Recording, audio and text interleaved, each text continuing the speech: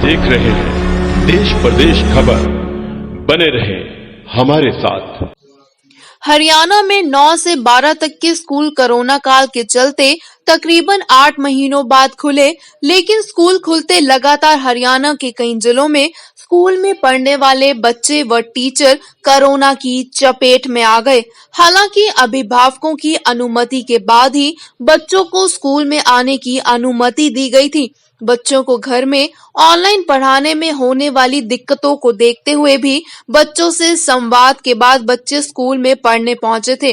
लेकिन कोरोना की तीसरी लेयर अब त्योहारी सीजन के बाद फिर रफ्तार पकड़ गई है, जिसका सामना स्कूली बच्चों व टीचरों को भी करना पड़ रहा है, जिसको देखते हुए हरियाणा में 30 नवंबर तक हरियाणा के सभी स्कूलों को बंद करने का फैसला लिया गया है, जिसकी जानकारी हरियाणा के शिक्षा मंत्री कंवरपाल गुर्जर ने करनाल पहुंचने पर दी।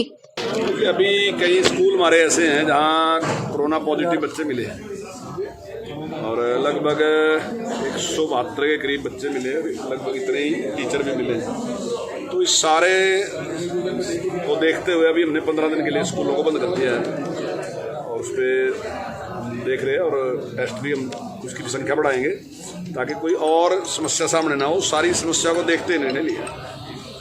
स्कूल फिर से बंद होने जा रही है सर, ऐसा? हाँ, 15 दिन के लिए सभी स्कूल बंद कर दिए हमने ताकि जो अभी इस प्रकार की स्थिति आई, हालांकि हमने रैंडमली चेकअप कराया था सारा ना, अभी कोई ऐसा नहीं था कि कोई बाहर से ऐसे लक्षण दिखाई दे रहे थे, कोई टेम्परेचर भी नहीं था और दूसरा भी नहीं था। लेकिन जब सारे का चेकअप किया तो उसमें से कुछ बच्चे निकल के आए।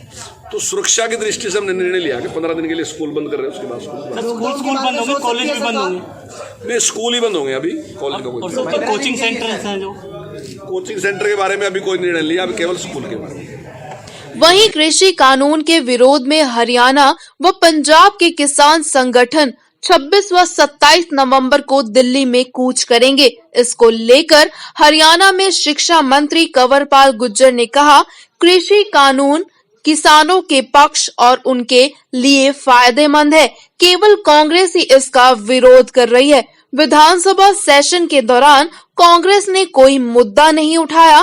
पंजाब में कांग्रेस की सरकार है, सरकार ही पंजाब में प्रदर्शन करवा रही है। के लिए मैं उनको बधाई देता हूँ, बहुत अच्छा प्रयास है। सर, किसान आ रहे हैं 26 तारीख को, किस तरीके से देखते हैं? दिल्ली की तरफ कूच करेंगे, पंजाब से आएंगे? देखिए, ये जो तीनों बिल है ना, ये तीनों ही बिल किसान के पक्ष के बिल हैं और इस बिल पे बहुत दिन से कांग्रेस बोलती है रही, कांग्रेस कहती है कि किसान के खिलाफ है। तो इनके बारे में जो बातचीत करने की का जो फॉर्म है वो विधानसभा है।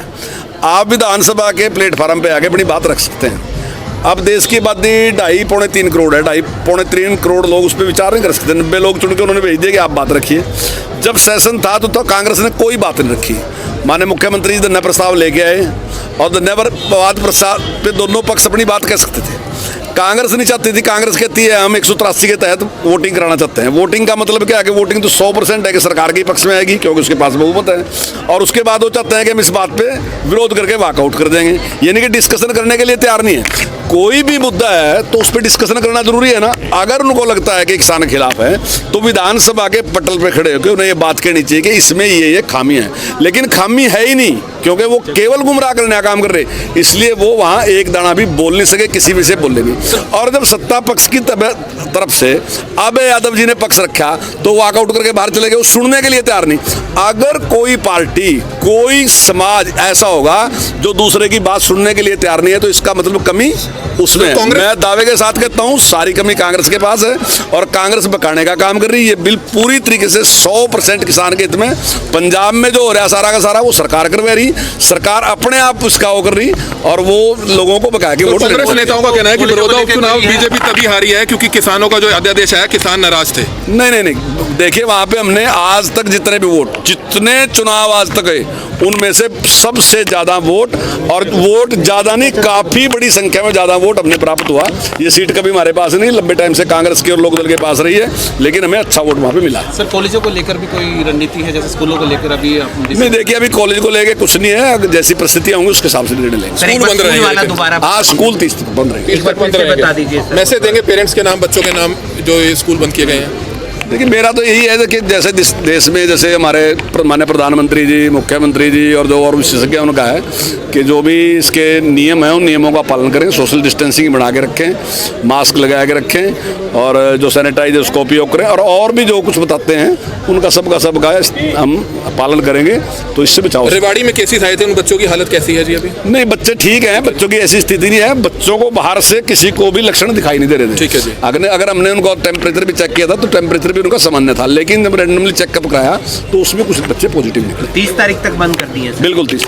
तो ये प्राइवेट स्कूल के लोग भी मिले, वो तो कहते हैं कि अभी तक फीस दी नहीं जा रही। बिल्कुल वो कहते हैं कि हमारी तो अभी तक कुछ स्कूल तो ऐसे हैं जो कहते हैं कि 10% फीस भी नहीं आई और कुछ कहते हैं कि हमारी 30-40% तक फीस आई, बाकी फीस आई नहीं है। ट्यूशन फीस की बात हमने पहले कही थी कि ट्यूशन फीस देनी चाहिए, सरकार की तरफ से था, लेकिन उसके बाद वो कोर्ट में चले गए थे। कोर्ट ने उनको पूरी फीस देने के लिए, सारे ड्यूज देने के लिए कहा था, लेकिन उसके बाद हमने पेरेंट्स के पक्ष में हमने रिव्यू पिटीशन डाली थी। उसके बाद कोर्ट ने ऐसा निर्णय दिया कि फीस ले सकते हैं। तो मेरा निवेदन ये है कि कुछ ना कुछ देखिए सहयोग करना पड़ेगा दोनों पार्टियों को, मतलब जो स्कूल हैं उनको भी करना पड़ेगा क्योंकि अभिभावक की भी स्थिति अच्छी नहीं है, और लेकिन साथ ही अभिभावक का भी जिम्मेदारी है कि जिनकी ठीक है उन्हें सहयोग करना चाहिए क्योंकि संस्थाएं तभी चलती हैं। अनिल विज जी ने